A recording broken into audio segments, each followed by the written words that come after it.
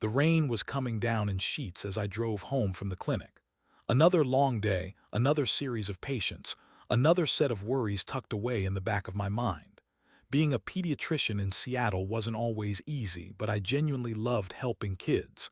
I glanced at the clock on my dashboard: 6:47 p.m. Kari, my wife, was probably already home, maybe starting dinner. A comforting thought. We'd been married for 17 years, a good stretch, and had built a life together that I genuinely cherished. Sure, there were bumps along the way, every marriage has them, but we always worked through it. Kari was a successful real estate agent, driven and ambitious. I admired her for it, even if it meant she often worked late. As I pulled into our driveway, I noticed Kari's car wasn't there. Odd. She usually texted if she was going to be later than expected. I shrugged it off, figuring she was showing a house and lost track of time. I unlocked the front door and stepped inside, the familiar scent of our home greeting me. "Kari," I called out, my voice echoing through the empty house. No response. I wandered into the kitchen, flipped on the light, and saw a note on the counter. My heart sank a little. It was Kari's handwriting, hurried and a bit messy. "Gerard, I'm at a conference in Portland. Last-minute thing. I'll be back Sunday evening. There's lasagna in the freezer. Love you, Kara." Portland. A conference? That was strange. She hadn't mentioned anything about it. Kari usually told me about these things, especially if it meant being away for the weekend. I pulled out my phone and dialed her number. It rang and rang, going straight to voicemail. I left a message, trying to sound casual. "Hey, just wanted to see if you made it to Portland okay. Call me when you get a chance." I tried not to dwell on it. Maybe it really was a last-minute thing. Real estate could be unpredictable. I heated up the lasagna, ate dinner alone, and watched some mindless TV. But a nagging feeling persisted, a sense of unease that I couldn't shake. Saturday morning, I woke up with that same feeling. I checked my phone, no missed calls, no texts from Kari. I tried calling her again. Voicemail. I sent a text. "Everything okay? Just checking in." Still nothing. I decided to do some yard work to keep myself busy, hoping Kari would call. As I was pruning the rose bushes, I noticed something glinting in the flower bed. I reached down and picked it up. It was a small, silver earring, a delicate little hoop with a tiny blue stone. I didn't recognize it.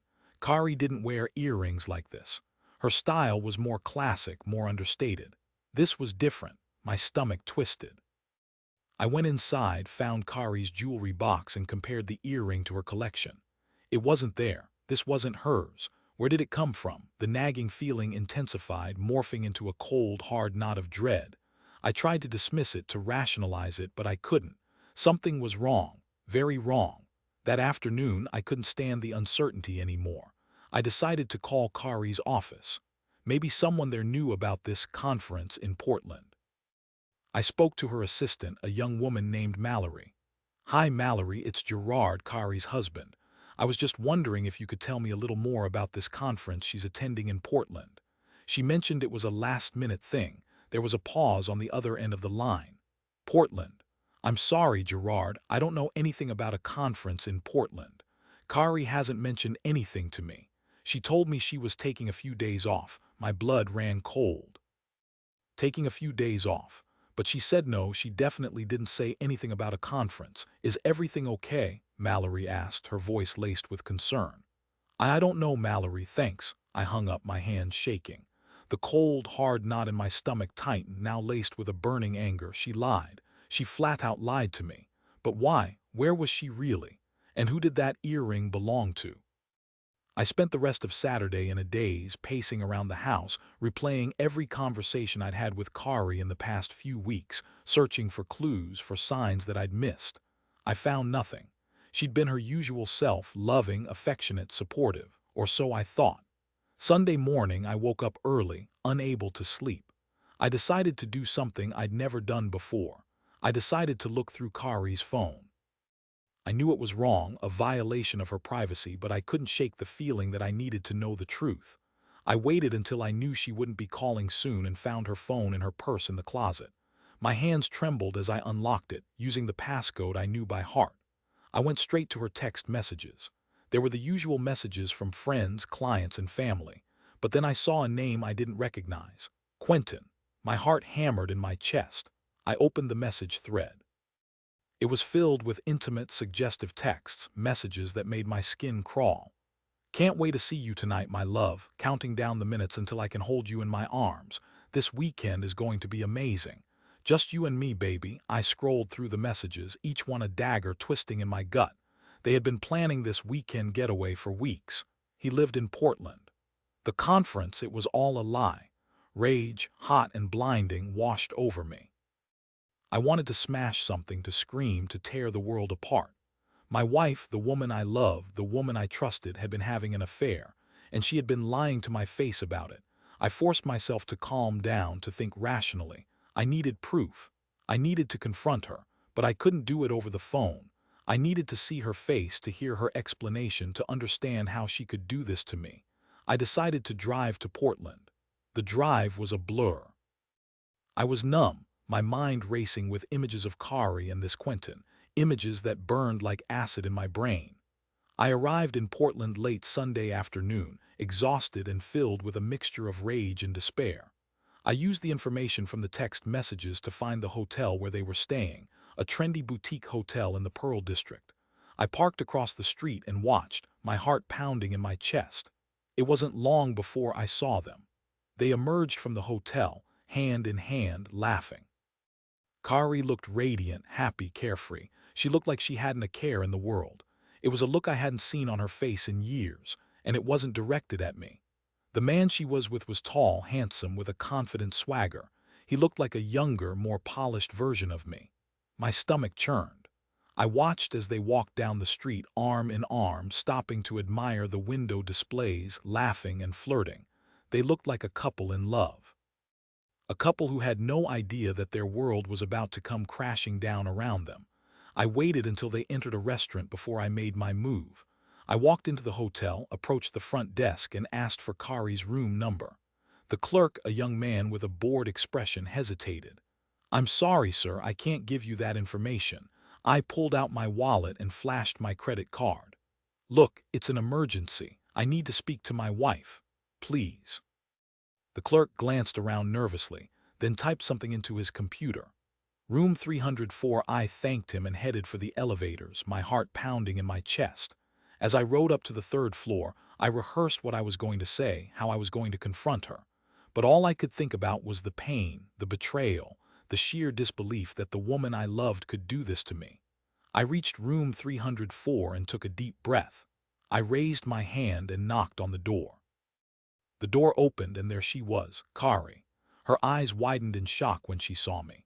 "Gerard, what are you doing here?" I didn't say anything. I just pushed past her and walked into the room. Quentin was standing by the window, his face a mask of surprise and apprehension. The room was filled with the remnants of their weekend tryst, clothes strewn on the floor, half-empty glasses of wine, a lingering scent of perfume and sex. It was a scene of betrayal, a scene that would forever be etched in my memory. "What is going on?" Kari demanded, her voice trembling. I turned to her, my eyes filled with a cold, hard anger. "I know about Quentin, Kari. I know about the affair. I know about the lies." Face paled. "Gerard, I don't even try to deny it," I interrupted, my voice shaking with rage. "I saw the text messages. I saw you two walking down the street, holding hands, looking like a couple in love. A couple who had no idea that their world was about to come crashing down around them." Tears welled up in her eyes. "Gerard, please, let me explain." "Explain what, Kari? Explain how you could betray me like this. Explain how you could lie to my face. Explain how you could throw away 17 years of marriage for this." I gestured towards Quentin, who was still standing silently by the window. "It's not like that, Gerard," she said, her voice cracking. It just happened," I repeated, my voice dripping with sarcasm. "You planned this weekend getaway for weeks. You lied to me about a conference. You wore earrings that weren't yours. It just happened." She started to cry, her shoulders shaking. "I'm so sorry, Gerard. I didn't mean for this to happen. I still love you." "Don't say that," I snapped, my voice filled with disgust. "Don't you dare say that. You don't love me, Kari. If you loved me, you wouldn't have done this. You wouldn't have betrayed me like this." I turned to Quentin. "And you," I said, my voice low and menacing. "You knew she was married. You knew she had a husband, and you didn't care. You were willing to destroy a marriage for your own selfish desires." Quentin finally spoke, his voice barely a whisper. I didn't know it was going to go this far. Please, I scoffed. Don't give me that innocent act. You knew exactly what you were doing. I looked back at Kari, my heart aching with a pain I had never known before. I'm done, Kari, I said, my voice flat and emotionless. I'm done with the lies, the betrayal, the cheating. I'm done with you. I turned and walked out of the room, leaving her standing there, crying, her world crumbling around her. I didn't look back. I couldn't.